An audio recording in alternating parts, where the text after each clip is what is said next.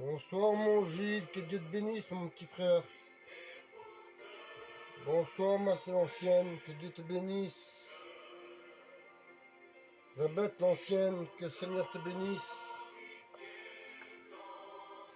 Bonsoir Jérôme, que Dieu te bénisse mon frère.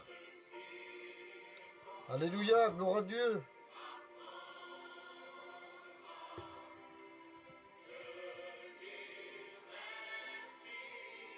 Que Dieu soit loué ce soir, Seigneur. Alléluia. Ce soir, nous sommes là pour louer le Seigneur, gloire à Dieu. Ce soir, nous sommes là pour bénir le Seigneur, amen. Gloire à Jésus. Gloire à Dieu. Nous sommes là pour louer le Seigneur. Pour réclamer la guérison de nos frères qui sont malades. Qui sont dans les problèmes, dans les difficultés. Nous avons un Dieu bon, merveilleux, qui connaît tout problème. Bonsoir l'ancien, que Dieu te bénisse. Bonsoir ma Brigitte, ma soeur, que Dieu te bénisse. Ma Cathy, ma petite soeur, que le Seigneur te bénisse. Alléluia. Nous sommes là devant la présence de Dieu pour réclamer à Dieu la délivrance. Nous sommes là pour demander à Dieu la bénédiction. Nous sommes là pour demander au Seigneur de nous aider parce que il est sur lequel nous pouvons nous appuyer. Il est le rocher sur lequel nous pouvons s'appuyer. Alléluia. Bonsoir ma Mélodie, que Dieu te bénisse, Seigneur, sois béni. Nous sommes là ce soir parce que nous avons besoin de Jésus. Nous vivons dans des moments très difficiles, auquel nous avons besoin de l'Esprit de Dieu, auquel nous avons besoin que Dieu nous parle. Nous avons besoin d'être approchés de Dieu. Nous avons besoin de son amour, de sa puissance. Alléluia. Que Sylvia la fleur, que Dieu te bénisse. L'Éternel est mon berger, allez, que Dieu te bénisse. Nico, que Dieu te bénisse, Hélène, que Dieu vous bénisse, on va prier pour vous après. Alléluia, Seigneur, on va prier pour vous. Kevin, que Dieu te bénisse. Nous avons besoin, dans les moments où nous vivons, de s'approcher de Dieu. Bonsoir Bruno, bonsoir Désert Kermal, Dieu vous bénisse. Tout à l'heure, il y a un garçon qui m'a appelé. Il m'a dit, j'ai des problèmes, il n'y a plus de réunion, j'ai besoin de prière, je prie, je n'entends plus la voix du Seigneur, je n'ai plus de parler en langue. Alors, j'ai dit, viens, ce soir, il y a la réunion. Bonsoir, mon José, Santiago, que Dieu te bénisse. Jésus ne nous abandonnera jamais, la Bible dit que ne nous délaissera jamais, le Seigneur. Le Seigneur n'abandonne pas ses enfants. Le Seigneur n'abandonne personne. C'est l'homme qui est incrédule qui abandonne du Jésus. C'est l'homme qui s'éloigne de Jésus. C'est pas Jésus qui s'éloigne de l'homme. Aujourd'hui, c'est la personne qui s'éloigne de Jésus. Et lorsqu'elle est dans le monde, lorsqu'elle est dans les problèmes, après, elle fait appel à qui? Elle fait appel à Dieu.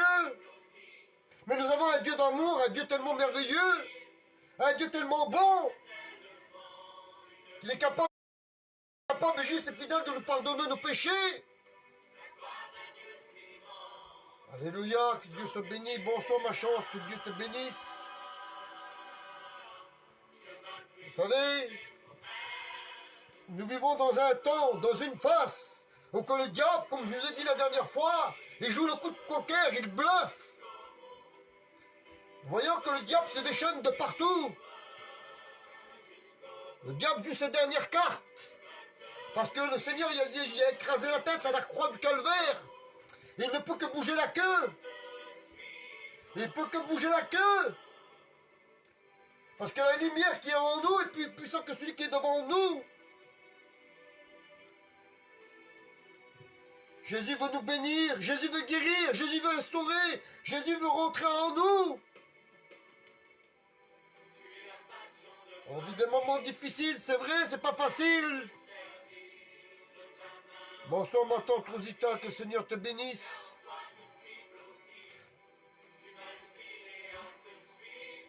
Alors, plaçons-nous devant Dieu, ayons confiance en notre Seigneur. Selon lui, nous devons nous appuyer, prier les uns pour les autres, nous aimer de l'amour que Jésus nous a aimés. Les hypocrites n'hériteront pas le royaume des cieux. C'est impossible qu'un hypocrite héritera le royaume de Dieu. Bonsoir Marie, ma soeur, que Dieu te bénisse.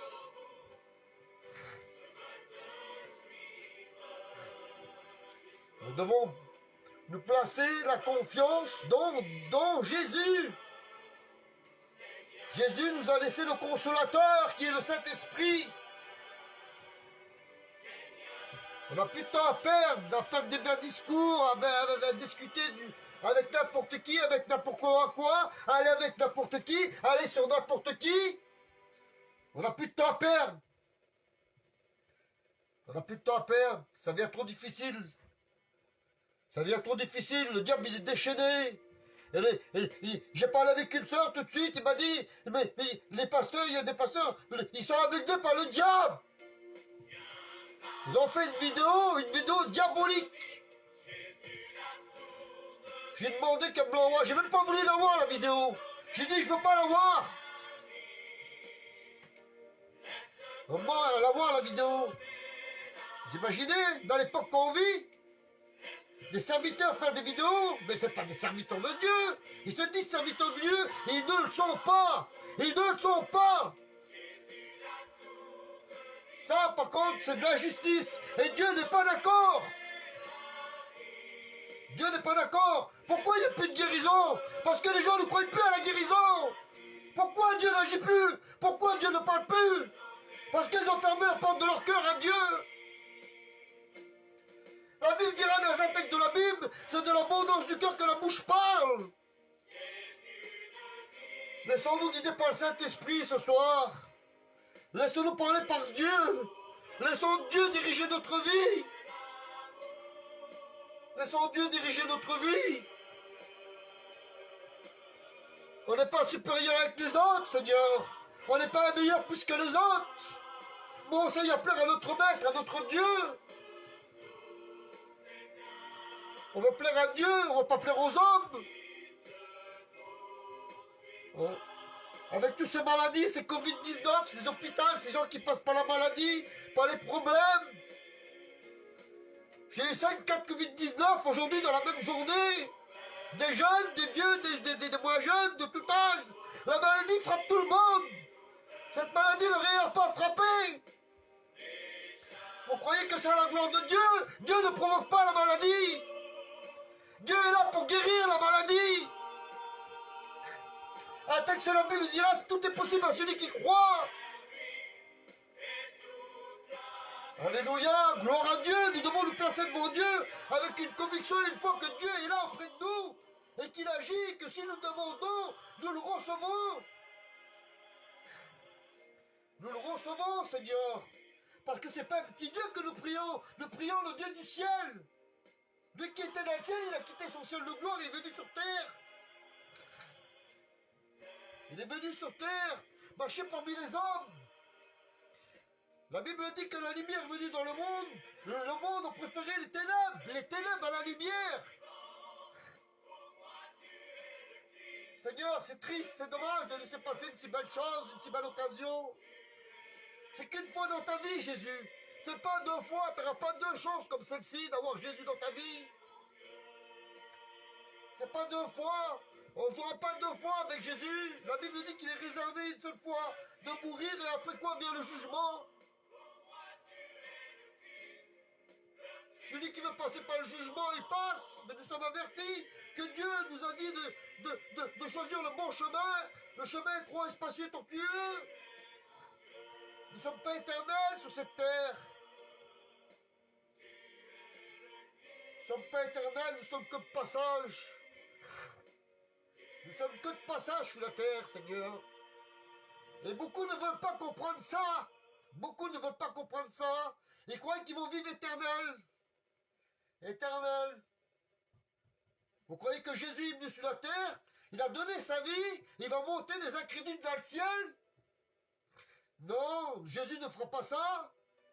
Tu pries, tu écoutes parler, tu entends parler de Jésus, de l'amour de Jésus, tu vois les miracles qu'il fait Jésus, tu vois que Jésus agit encore, Jésus travaille encore, Jésus guérit, Jésus bénit, Jésus restaure. Jésus veut sauver ta vie. Et aujourd'hui, on voit qu'il n'y a plus de puissance, il n'y a plus de puissance. On se moque des choses de Dieu. Mes frères et sœurs, moi je vous dis quelque chose de la part de Dieu. De la part de Dieu, je vous le dis, moi. Restez à Dieu. Faites-lui confiance. Aimez-le. Priez-le. Dieu vous aime. La Bible dira, venez à moi tel que vous êtes. N'attendez pas la perfection. Nul n'est parfait qu'à part Jésus. Il y a beaucoup de gens qui attendent la perfection. Ah, mais attends, j'ai un problème, j'ai ça, je peux pas venir à Jésus encore, je suis pas prêt, attends. La Bible dira, ne repousse pas au lendemain ce que tu peux faire aujourd'hui, car le lendemain ne nous appartient pas. Ce soir on est là, demain on n'est plus là.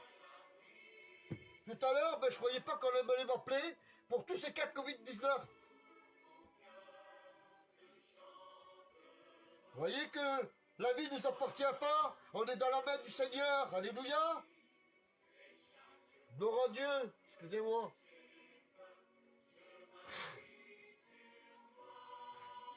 Alors, prenez un texte de la Bible. Texte de la Bible. Un texte de la Bible. Voilà. Allez, on va prendre ce texte de la Bible. Ça se trouve dans l'évangile de Luc, chapitre 5. Alors, comme Jésus se trouva auprès du lac de Génézère et que là, foule était pressée autour de lui pour entendre ces paroles de Dieu. Il vit au bord deux barques d'où étaient les pêcheurs étaient descendus pour laver leurs filets. Il montait dans une barque qui était à Simon et il le pria de s'éloigner un peu de terre.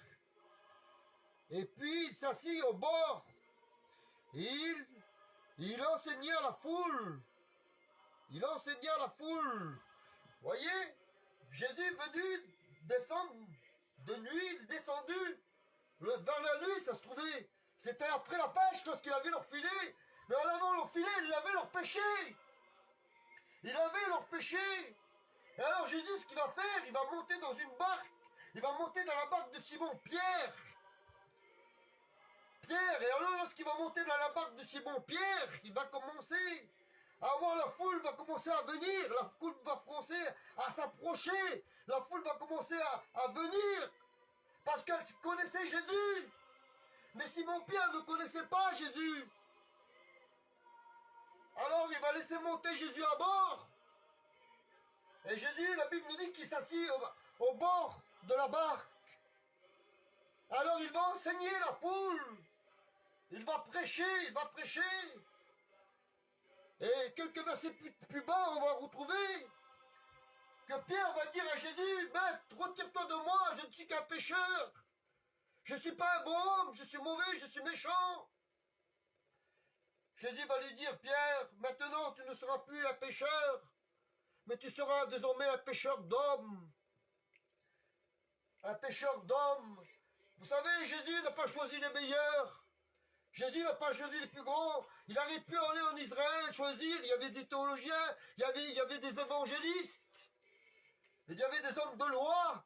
Il y avait des hommes de la Bible qui savaient lire la Bible. Ils connaissaient la loi par cœur. Mais Jésus avait été vers les pécheurs. Jésus il allait vers les pécheurs. Et ce soir, c'est toi le pécheur que Jésus veut aller vers toi. Ce soir, Jésus veut venir vers toi.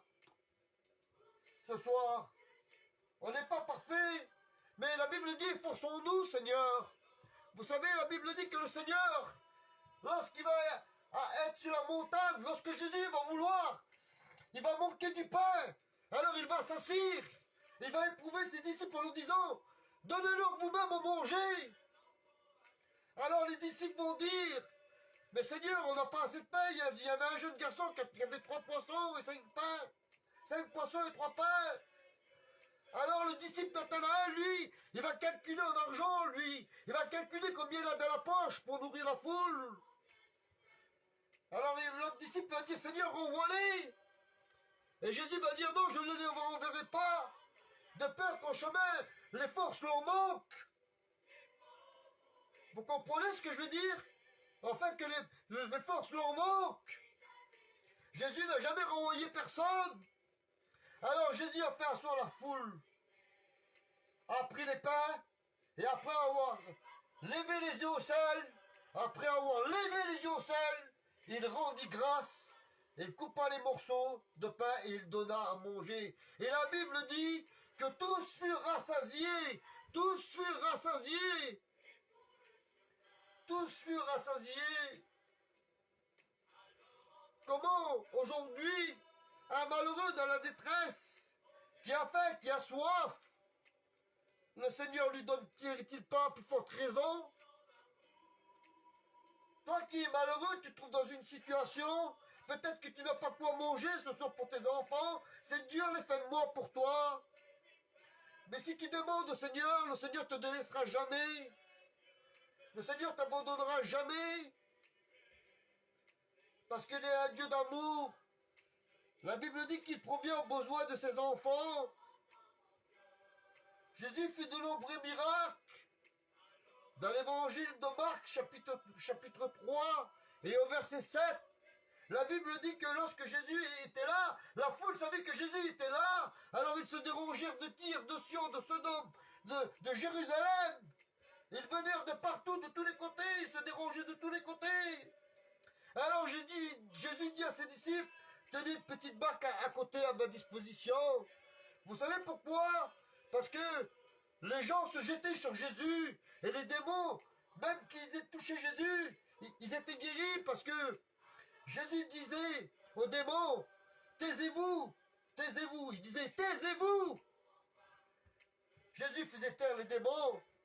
Vous savez pourquoi il voulait monter sur une petite barque? Non pas que le Seigneur voulait être plus haut que nous, non pas que Jésus voulait être plus haut, mais Jésus voulait prêcher la parole de Dieu. Lorsqu'il est monté dans cette barque de pierre, c'était comme une écho derrière. Ça faisait des boomers qui relançaient la parole de Dieu.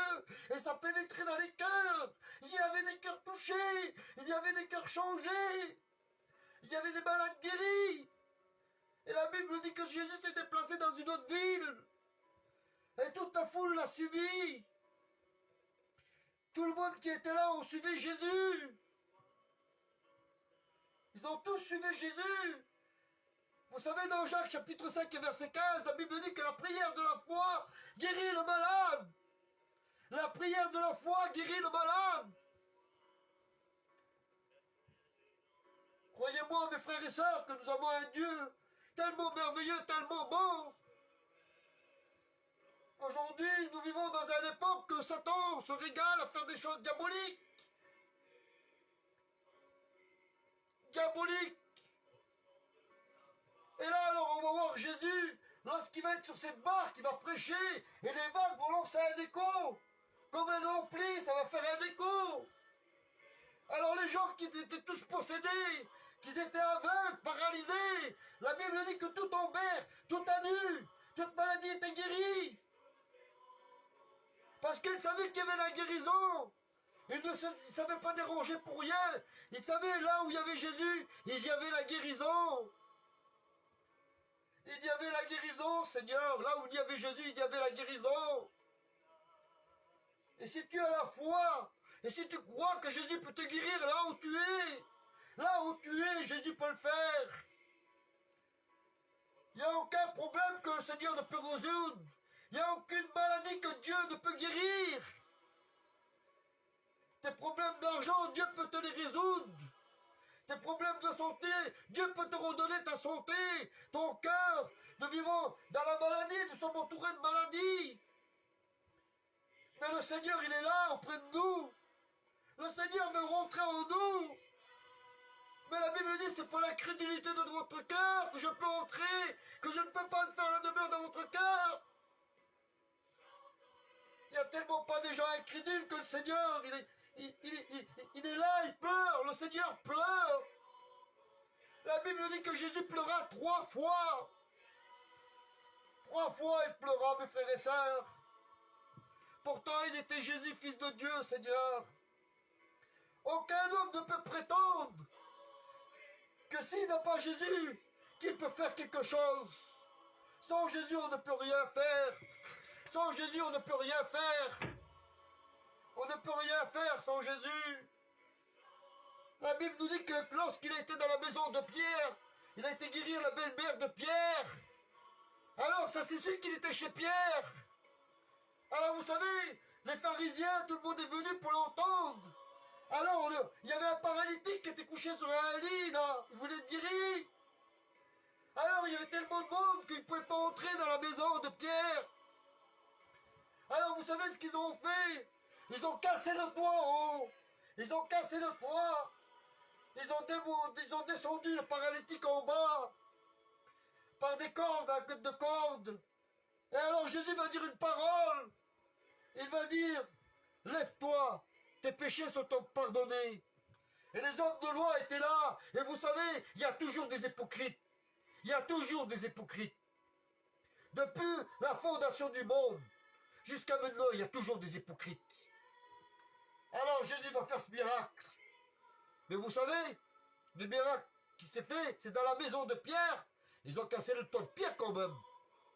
Oh Seigneur, quel beau miracle. C'était dans la maison de Pierre.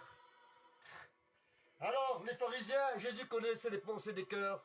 Jésus connaît ton cœur là. Jésus connaît ta pensée de ton cœur en ce moment.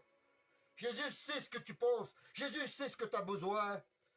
Alors, il va éprouver Jésus. Et Jésus va répondre, est-il plus facile de pardonner les péchés? Mais bien sûr qu'il pardonnerait le péché, puisqu'il est le Fils de Dieu. Il est le Fils de Dieu. Il est venu pour nous racheter. Il est venu pour nous réconcilier. Il est venu pour nous souder, nous unir dans l'Esprit de Dieu. Dans l'Esprit de Dieu, Seigneur. Vous savez, je veux vous donner un petit témoignage, frères et sœurs, de mon Dieu que c'est la vérité. J'étais un garçon, moi.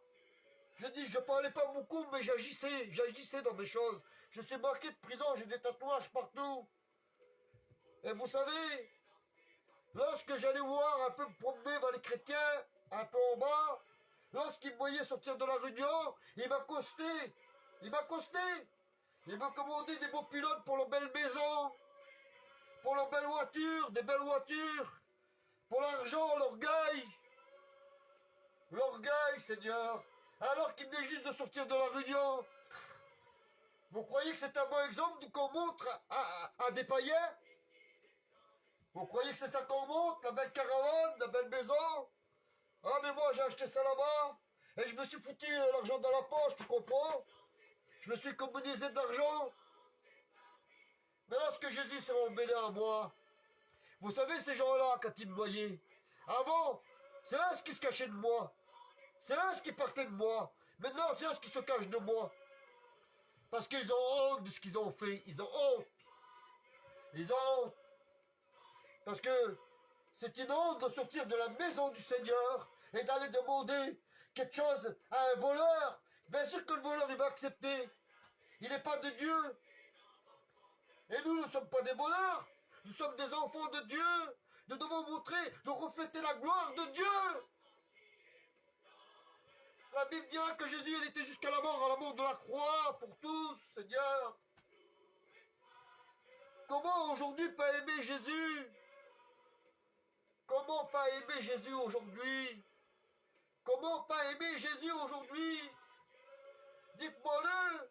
Qui peut guérir ce soir? Qui peut guérir la maladie ce soir? Si ce n'est pas Jésus, tu es angoissé, tu prends des médicaments, tu es stressé, tu penses à demain où tu vas aller travailler, tu penses qu'est-ce que tu vas faire demain, si tu vas gagner un peu d'argent pour payer ton crédit. Mais le Seigneur il dit ne pensez pas au lendemain, quand le lendemain a ceux du lui-même, à chaque jour suffit sa peine. Vous savez, la Bible va dire dans Samuel, au verset 1er, verset 5 et 8, il va dire que Dieu ne regarde pas à l'apparence, dans le verset 13 et 12. Je sais que c'est dans Samuel, chapitre 13 ou 12. Il va dire, Dieu ne regarde pas l'apparence, mais il regarde au cœur. Il regarde dans notre cœur. Parfois, on voit quelqu'un qui est mal vêtu. Alors on le juge. Ah, il n'a pas un beau matériel, il n'est pas intéressant. Il n'est pas intéressant, ce serviteur-là, là. Il n'a pas un beau convoi qui ne suit pas, il lâche le monde, il lâche. Il lâche. Vous avez vu, il lâche, le Seigneur. Il a mis un frein à tout. Il a mis un frein à tout. Tous les orgueilleux ne rentreront pas dans le royaume des cieux. Tous les blasphémateurs, les irreligieux ne rentreront pas dans le royaume des cieux. Et ça, le Seigneur le sait que c'est la vérité. C'est marqué dans la Bible. La Bible ne ment pas, c'est la parole de Dieu. Aujourd'hui, on se met sur Facebook, on n'est pas serviteur de Dieu. La femme n'est pas baptisée. Lui, il n'a jamais fait d'études. Il fait des fausses doctrines, il prêche l'évangile. Vous croyez que c'est à la gloire de Dieu, ça? Et quand je vois des gens, des chrétiens qui disent Amen, et en plus que je les avertis, vous croyez que c'est gloire de Dieu, ça? C'est gloire de Dieu? Vous savez, la Bible va dire, ce que mon œil a vu et ce que ma main a touché ne peuvent l'oublier. Dieu n'oublie rien. Dieu connaît la profondeur de nos cœurs. Dieu connaît ton besoin, ta maladie. Dieu connaît, tu es jugé parce que tu es sorti de quelque chose. Tu es jugé, toi, serviteur, que tu es bon serviteur. Tu manges pour les mauvais. On met tout le monde dans le même sac. Mais c'est pas à nous de juger. La Bible dit que le jugement revient au Père. Il revient à Dieu, il revient au Père, le jugement. Jésus a été jugé à fond et à tort. Il a été crucifié sur le calvaire. La Bible dira, c'est par son sang et ses meurtrissures que nous sommes guéris. C'est par son sang et ses meurtrissures que nous sommes guéris, Baron d'Evel, Seigneur. Vous comprenez qu'aujourd'hui, on n'a plus de temps à perdre. On n'a plus de temps à perdre, à se battre, à se manger sur la tête le bout de pain. Le bout de pain sur la tête. S'ils peuvent prendre 1 euro, ils le font. S'ils peuvent prendre 10 centimes, ils le font. Vous savez, les places dans le ciel. Moi, j'ai joué au rugby, moi. Les places sont très chères. Mais vous savez, les places dans le ciel, ils sont très chers. Il faut la gagner, sa place dans le ciel. Croyez-moi, tant qu'il est encore temps, essayez de gagner votre place. Parce que dans le ciel, on n'y rentre pas comme ça dans le ciel. Ne croyez pas que dans le ciel, on y rentre comme ça. Hein. Ne croyez pas que dans le ciel, on y rentre, Seigneur, s'il te plaît, pardonne-moi. Hein. On ne rentre pas comme ça dans le ciel. On n'y rentre pas comme ça dans le ciel. Le Seigneur vous aime. Le Seigneur veut se faire ami de vous. Vous ne comprenez pas que Dieu veut se faire ami de vous. Dieu, il vient dans les profondeurs de ton cœur. Là où tu as mal, Dieu veut agir. Excusez-moi. Vous savez, je connaissais un docteur, moi. Le pasteur, il parlait, il parlait de l'âme avec lui. Mais le docteur, il dit, mais j'ai rouvert des quantités de personnes, j'ai ouvert des quantités de personnes. Je n'ai jamais vu d'âme. Et ce pasteur avait un humour, Seigneur, formidable. Il a dit, vous savez, docteur, vous avez mal des fois quelque part, là ou là. Il dit, oui, j'ai mal, oui. Eh bien, c'est là que le Saint-Esprit veut travailler. C'est là que tu as mal que le Saint-Esprit veut travailler. C'est là que tu as mal que le Saint-Esprit veut travailler. Le Saint-Esprit veut travailler là où tu as mal. Le Saint-Esprit veut te guérir. C'est le Saint-Esprit qui te console. La Bible dit que Jésus a envoyé le Saint-Esprit. Mais il y a une chose qu'il faut bien remarquer, que Jésus a dit, c'est pas nous qui priera le Saint-Esprit. Il a dit, moi, je prierai le Saint-Esprit, afin qu'il vienne. Il n'a pas dit, vous prierez. Tu n'as pas demandé, Seigneur, je te prie, j'entends plus ta voix, j'entends plus le Saint-Esprit, tu ne me parles plus. Mais Dieu est auprès de toi. Simplement, ne laisse-toi pas endormir par l'ennemi. Réveille-toi, mets des chants de louange, loue-le. Loue-le en tout temps, loue-le en tout temps. La Bible dira que David louait le Seigneur par des chants. Par des chants. Par des chants, baron David, par des chants. La bénédiction que Dieu a donnée dans Genèse 2, verset 3. Dieu bénit le 7e jour. Vous savez que l'homme voulait aller plus loin, 10 jours. Il voulait aller au-delà des 7 jours de Dieu. Mais les chevaux n'ont pas pu tenir. Les travailleurs ne tenaient pas. Alors ils sont revenus aux 7 jours parce que Dieu avait béni le 7e jour. C'était le jour du repos, le jour de Dieu. Dans Genèse 1, Dieu bénit l'homme. Nous avons été bénis dès la fondation du monde. Nous avons été rachetés avec un grand prix au sang de Jésus. Au sang de Jésus. Et maintenant, si tu crois que le Seigneur peut guérir cette maladie, si le Seigneur, tu crois qu'il peut arranger tes problèmes, maintenant, je vais prier pour vous. Et je sais que vous avez foi dans le Seigneur. Parce que vous n'êtes pas des incrédules. Ou sinon, vous ne recevrez rien du Seigneur. Le Seigneur ne veut pas un cœur partagé. Vous savez, n'attendez pas de passer par des problèmes pour venir à Dieu. N'attendez pas de venir passer par des problèmes. Parce que nous avons un Dieu puissant, un Dieu vivant, un Dieu qui vient à la rencontre de tes problèmes. Il sait de quoi tu as besoin. La Bible nous déclara dans un texte que, avant que nous ouvrons la bouche, le Saint-Esprit intercède, il sait que de quoi nous avons besoin. Et notre prière ce soir, vous savez ce qu'elle va faire? Elle va sortir de notre bouche, elle va monter au plafond de notre tête, elle va monter dans le ciel, elle va monter dans les étoiles, elle va se faufiler dans le cœur de Dieu. Et la Bible dit que la prière du juste fait mouvoir le bras de Dieu. Et ce soir, le bras de Dieu va bouger. Ce soir, le bras de Dieu va bouger. Parce que tu veux la guérison, ben, demande-la et tu l'auras. Mais demande-la pas par incrédulité, tu la recevras pas. Demande-la sincèrement avec Dieu et tu l'auras. Parce que je sais que le Seigneur fait de grandes choses. Je sais que Dieu, tout est possible à celui qui croit. Mais attention, il y avait Marthe et Marie. Et leur frère Lazare était mort. La Bible ne dit pas que les deux sœurs se sont parlé. La Bible n'a pas dit qu'ils se sont parlé. Il dit que Marie est partie avant. Et elle a dit, Seigneur, si tu étais là, mon frère ne serait pas mort. Mais Jésus a dit, ne t'ai-je pas dit, si tu crois, tu verras la gloire de Dieu. Et elle croyait que c'était au dernier jour. Et alors elle va aller voir Marthe et dire, le maître est là. Et Marthe va venir aussi dire pareil, la même chose. Le Seigneur va y répéter la même chose qu'il a répété à Marie. Alors aujourd'hui, nous savons que le Seigneur peut guérir un malade. Nous savons que Dieu peut ressusciter un mort. Nous le savons, ça. Nous l'avons vu. Nous l'avons vu. Les serviteurs de Dieu l'ont vu, ça quand même. Les chrétiens et non-chrétiens ont vu la puissance de Dieu. Ont vu la puissance de Dieu se manifester. Ont vu la puissance de Dieu se manifester. Un jour, je vais vous expliquer. Un jour, j'étais un voleur. Et je voulais rentrer chez moi, j'ai volé une voiture. Et en volant cette voiture, j'ai fait une grande poursuite. Et en volant, j'étais quelqu'un qui savait conduire. Je savais donner très bien au volant. Et vous savez, à 1 kilomètre ou 2, je me mettais ce virage dans la tête. Ah ben, j'étais glorifié, je buvais ma cigarette, je fumais, je buvais. Et je roulais vite, j'étais à plus de 140 sur le mouillé. Et les virages ici tournent comme ça, les virages. Ah, comme ça, là, comme ça, comme ça, comme ça, comme ça. Et à 1 kilomètre, je me disais, je vais le prendre bien ce virage-là. Vous savez ce qu'il arrivait à 1 kilomètre? La voiture, elle a monté à 2 mètres, 3 mètres d'auteur. Elle a tombé, elle a fait un tonneau. J'ai sauté en haut du carreau. Le râteau qui était à côté de moi, je ne le connaissais même pas, tellement j'étais aveuglé par le diable. Il a eu 200 points dans la tête, il a eu. Heureusement qu'on a tombé dans un fossé.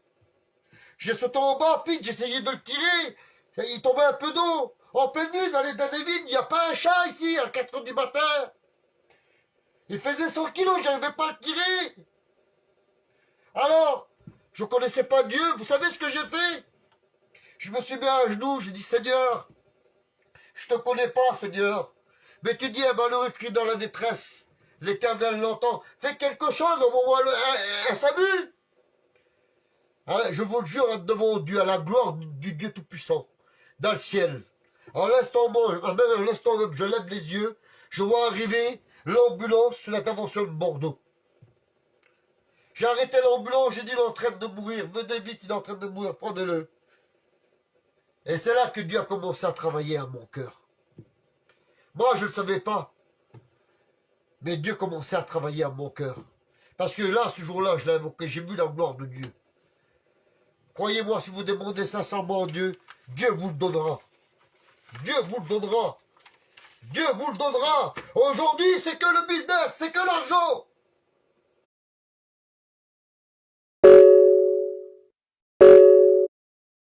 L'argent. On va acheter là, on sait que c'est le moins cher. On sait qu'on peut mettre de l'argent dans la poche. Les taxes. Et encore, on nous dit à nous, il ne faut pas y aller là-bas parce que c'est pas biblique. Mais quand on voit des présidents faire ça, on se demande s'ils sont bibliques. Excusez-moi de dire c'est la vérité. C'est la vérité, Seigneur. Excusez-moi. C'est la vérité.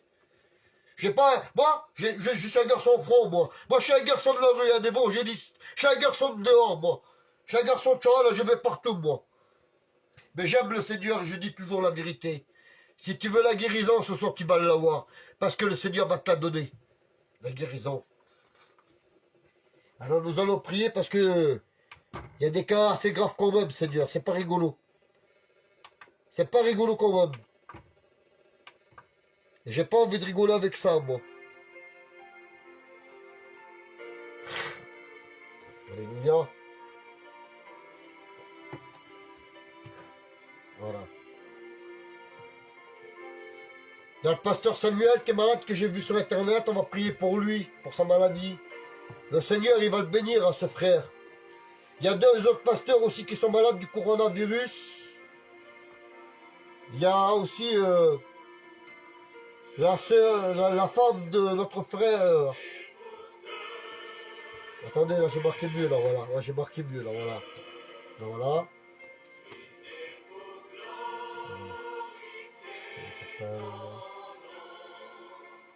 Comment ça s'appelle